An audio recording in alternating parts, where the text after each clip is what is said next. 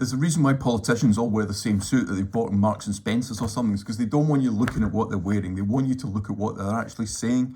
I mean, I'm speaking to you now and you're thinking, what with a hat? And you're also going to say to me, I'm clearly not going to wear a hat like that going on national TV. The point is, you could imagine at least two activists. In fact, I've seen two activists do interviews dressed like this. Look, I'm not criticising people for having clothes like this. I mean, these are my clothes. I think they look pretty cool. But the question is, are they unison? So let's just have a few rules. No hoodies. No hats. No hats. No t-shirts. You want to wear some kind of nice shirt, and even better, just make it a plain shirt and do it up, because when you're talking like this, there's a brilliant interview of Bob Crow and he's on Newsnight and he's with Jeremy Paxton, and seriously, he's like this and you're not listening to what he's saying, you're just thinking, do your shirt up, mate. So get your shirt done up and get your shirt ironed, but I'm not going to do that bit because, I don't know, I've just had 15 changes of clothes. My point is, just wear something that's professional, something that looks good, so people actually aren't looking at what you're wearing and they're listening to what you're actually saying. So just think, Bob Crow. The economy of London by this strike. They even recognise the fact that if you're disabled or if you're partially sighted, these proposals are going to make it harder. Okay, let's have a chat about where you put your face on the screen. Clearly there are problems with this one.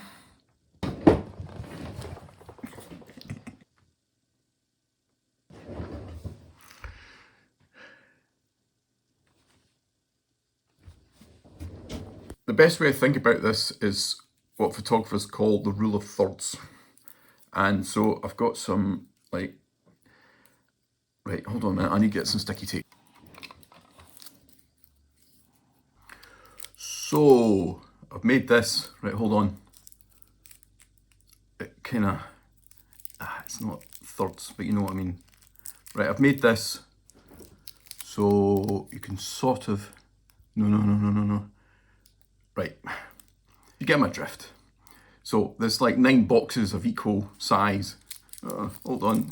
But actually, all you actually need to remember is, I need to take it apart again, 1 minute. It's the top line. A line that goes across there about 2/3 of the way up. And what you want to do with that is make sure that your eye level kind of meets that. So something like that. Okay, let's quickly deal with the 2 crimes of video interviews. The first, of course, is the nostril shot. I mean, why do people do this? They've just put their laptop on the table and started talking to it. The other crime, of course, is talking to completely the wrong screen. You need to talk to the actual camera. And obviously this video's got very blokey, and that's basically because I'm a bloke, but the same applies for women. Shall I just say it? If you're doing an interview where you need to wear a mic, you need to leave something for the crew to clip the microphone onto. That means wearing a jacket rather than a dress or a top with nothing on it that they can clip to.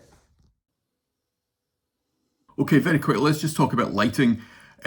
You want to make sure that your whole kind of face is lit up. It's quite nice to have a bit of light, stronger light coming from one side. I'm doing this at the moment and there's just a kind of window over there and you can see the light coming in. If I put that on, just a very small light that's on the desk here, and you can see it kind of just lights up both sides. That's natural light there and that's a lamp here.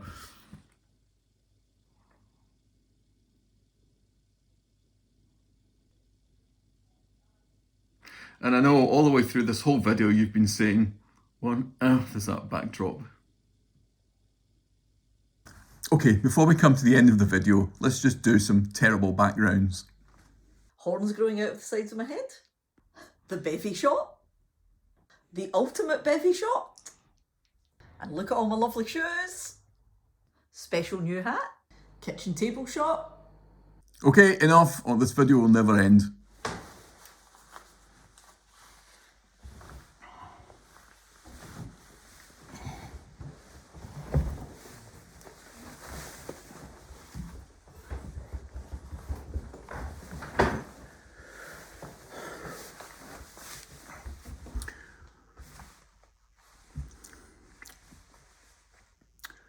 Okay, ask me a question.